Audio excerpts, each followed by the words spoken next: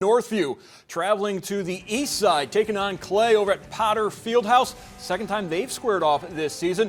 First quarter action, Eagles Keegan Calkins to Noah Hogdahl, back to the cutting Calkins. Clay with the 4-point lead. Jerry McDonald calls a timeout, wants to talk about this. Other end, Casey Hunt free. Northview down 14-10 at this point. Second quarter, Eagles back inside. Ethan Spears to Hogdahl, and Clay with the 10-point lead, and upset brewing. Late in the third now, tie game. Wildcats inbound to Sean Craig. Hits the three. Northview up three. Going to the fourth, and outside shooting was key to the Wildcats tonight. In the fourth, Northview up four. Justin Noe gets the bucket. A 6-point lead for Northview, but Clay's not going away. Noah Hogdahl, huge game tonight. Another three-pointer, back to a one-possession game. Wildcats struggled from the free throw line, but they hang on for the 62-58 victory. They remain undefeated. Another strong second half as the outside shooting, particularly from Jared Matuszewski, leads to victory. Sometimes we just didn't have ball reversals, and then Coach McDonald said at halftime that we need to get the ball moving more. And so when we came out in the second half, we knew what we had to do, and we had to get the job done. It helps us a lot, actually, because it gets us mentally prepared for everything in close situations like this. Like, we work on practice every day, end-of-game situations, and we know what we have to do.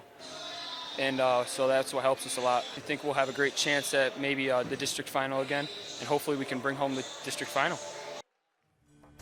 More from Clay, we turn to Greg Franke.